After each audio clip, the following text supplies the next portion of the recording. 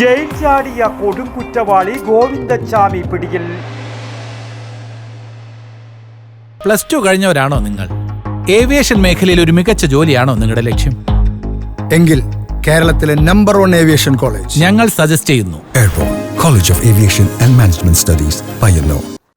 Kannur central ജയിലിൽ നിന്നും തടവ് ചാടിയ കൊടുംകുറ്റവാളി ഗോവിന്ദച്ചാമി പിടിയിലായത് തളാപ്പിലെ ആളൊഴിഞ്ഞ കെട്ടിടത്തിലെ കിണറ്റിൽ നിന്ന്.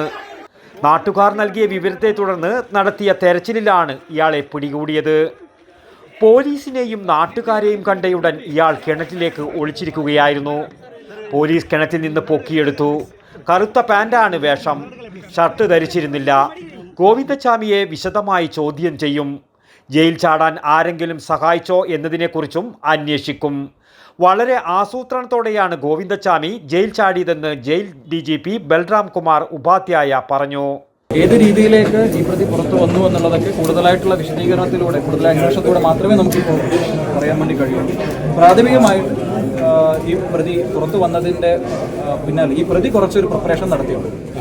കുറച്ച് കാലങ്ങളായിട്ടുള്ള ഒരു പ്രിപ്പറേഷൻ നടത്തിയതായിട്ട് വേറെ ആരെങ്കിലും ഇതിലേക്ക് ഇൻവോൾവ് ആയതായിട്ട് പോലീസിന് ഈ ഒരു അവസരത്തിൽ ഇൻഫർമേഷൻ ഇല്ല.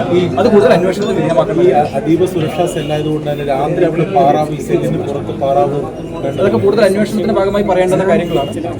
സാർ, ഇത് പ്രീ പ്ലാൻഡ് ആയിരുന്നു. ഒരു പ്രിപ്പറേഷൻസ് ഈ വിഷയത്തിൽ ഉണ്ടായിട്ടുണ്ട് എന്നുള്ളതാണ്. ഈ ജയിലിനകത്ത് നിന്ന് സഹായം ലഭിക്കാനുള്ള ഒരു സാഹചര്യം ഇതിൽ എല്ലാ തരത്തിലും ഉണ്ട്. അത് പോലീസിന്റെ ശ്രദ്ധപ്പെട്ടു. ആ വിഷയം പോലീസിന്റെ അന്വേഷണ അവസ്ഥയിലുള്ള ഒരു കാര്യം. സാർ, ഈ ഫെൻസിൽ ഇലക്ട്രിസിറ്റി ഇല്ലായിരുന്നു എന്നൊക്കെയുള്ള കാര്യങ്ങൾ ഇപ്പോൾ പുറത്തേക്ക് വരുന്നുണ്ട്. അതിലൊക്കെ അത്തരത്തിലുള്ള വീഴ്ചകളൊക്കെ നേരത്തെ ഇയാൾ മനസ്സിലാക്കിയിരുന്നതാണ്. പരിശോധിക്കട്ടെ ഒരു കാര്യം. പുലർച്ചെ 4:15 ശേഷമാണ് ഇയാൾ ജയിൽ ചാടിയതെന്നാണ് പോലീസ് അറിയിച്ചത്. കണ്ണൂർ നഗരത്തിന് പുറത്തേക്കും കോഴിക്കോട്, കാസർഗോഡ് ജില്ലകളിലേക്കും സംസ്ഥാനത്തിന് പുറത്തേക്കും ഗോവിന്ദച്ചാമിയെ കണ്ടെത്തുന്നതിനായി തെരച്ചിൽ നടത്തിയിരുന്നു. ഇതിനിടയിൽ ഗോവിന്ദച്ചാമിയെ കണ്ടതായി നാട്ടുകാർ അറിയിച്ചതിന് പിന്നാലെ ഡോഗ് സ്ക്വാഡിനെ ഉപയോഗിച്ച് പരിശോധന നടത്തുകയായിരുന്നു. തമിഴ്നാട് വിരുദാചലം സ്വദേശിയാണ് ഗോവിന്ദച്ചാമി. ചാർലി തോമസ് എന്നാണ് യഥാർത്ഥ പേര്. തമിഴ്നാട്ടിൽ മോഷണമടക്കം നിരവധി കേസുകളിൽ പ്രതിയാണ് ഇയാൾ. വടക്കൻ വാർത്തകൾക്ക് വേണ്ടി കണ്ണൂരിൽ നിന്നും ടി ബാബു, പഴയങ്ങാടി. ആയുർവേദത്തിലൂടെ ജീവിതത്തിനേകാം ആരോഗ്യവും ഉന്മേഷവും.